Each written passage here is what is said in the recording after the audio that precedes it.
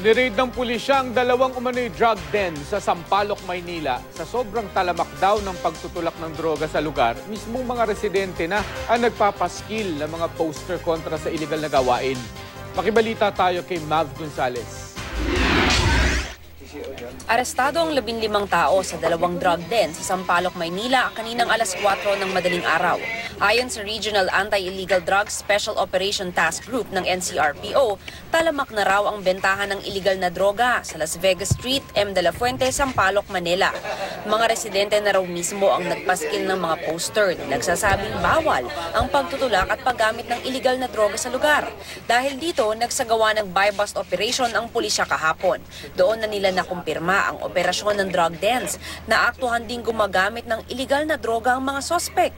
11 lalaki at 4 na babae ang naaresto sa raid sa tulong ng District Anti-Illegal Drugs. Nakuha sa kanila ang 50 gramo ng hinihinalang shabu at marijuana at mga drug paraphernalia.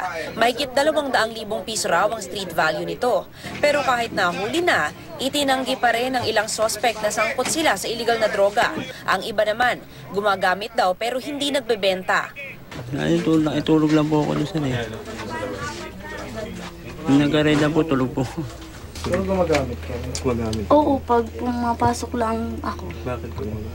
Kasi pang palakas ng loob at saka hindi ako mahihiya. Dahil? Yun lang pag Hindi ka mahiya, bakit?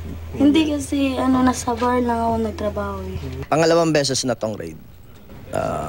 Pero hindi ko masabi kung gaano pero nagpapaskil na yung mga tao eh. Medyo naglalagay na sila ng paskil na wag magbenta dito, lalo na dyan sa tabi ng chapel.